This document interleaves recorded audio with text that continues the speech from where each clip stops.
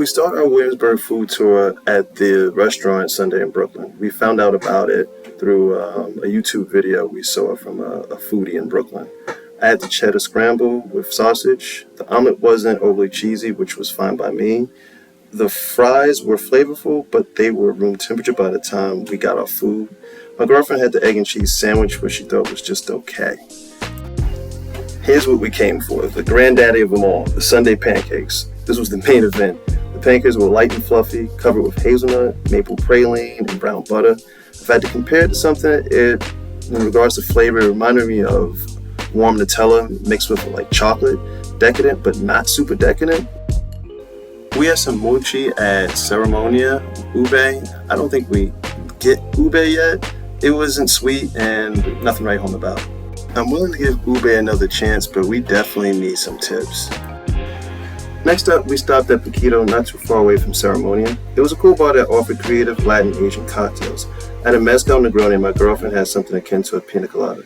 It was cool, but I've had better Negronis though. This was our first attempt to get into Lilia. We did not get in that day. Pro tip, guys, if you're going to go, make a reservation to this place weeks in advance. My friend suggested and I thought we can get in, but we had no luck that day. We ended up going to Roberta's since we couldn't get into Lilia's. We ended up getting two pizzas. One was the bee sting, which was mozzarella, soppressata, basil, chili, honey, and the other was the famous original, which was pretty much standard fare pizza with mozzarella and parmigiano and cacio e pepe. I might be butchering that word. Oregano and chili.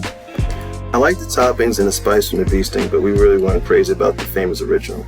Mainly because the Parmesan cheese really overpowered everything else. We finished the bee sting there and we ended up taking the rest of the famous original home.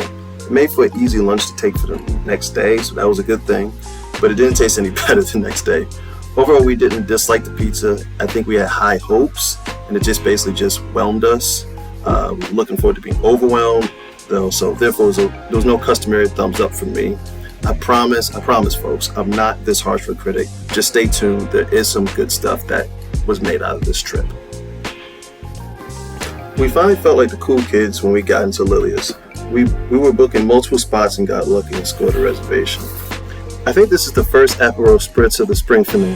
For me, it's like Gatorade with booze. I only drink them when the weather is warm. It's such a challenge to drink them because it's bitter when the ice hasn't set. But if you wait too long for the ice to set, then the drink gets watered down.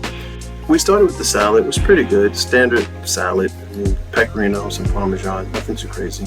I ordered prawns without looking at the menu. That's what my girlfriend said. My bad. She was a little skeptical of the prawns because she thought they were going to be prawn eyeballs like we had in Barcelona a few years ago. They were so good. Seasoned well with the slightest hint of kick. They were so good it even converted her to a prawn lover. I think so. Next was the cacio and pepe fratelli, which was basically cacio and pepe balls. I had nothing really compared to since I never really had cacio and pepe. Not yet, at least. It was decent. It had a few cheeses in it. I didn't have much of it until the next day, which I had for leftovers. We ended up getting through our Aperol Spritz pretty quickly. It was a holiday, so we had another drink. Why not? It's the weekend. They gave us a choice of what we wanted to flavor our Spritz with, so we chose a raspberry, if I remember correctly.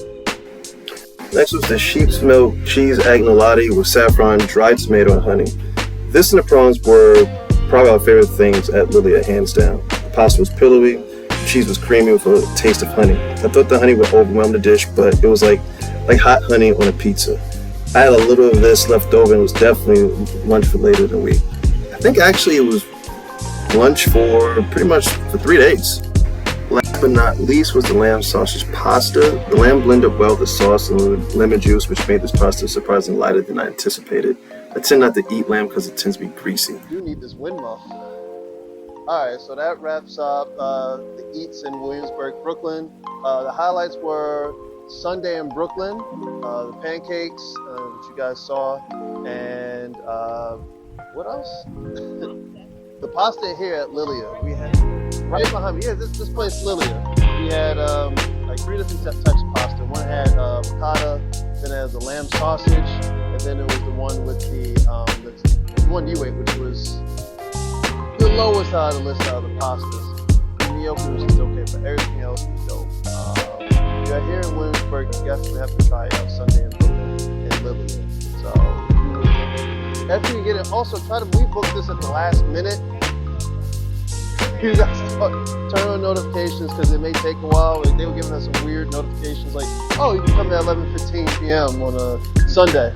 Tuesday, I was like, yeah, we're not doing that. But definitely Lilia and Sunday in Brooklyn are two dynamite spots here in Williamsburg. Almost said Hoboken. I don't know why it was in Hoboken. But check it out. If you know some other spots in Williamsburg, Brooklyn, leave it in the comment section if someone does comment. And like, comment, subscribe.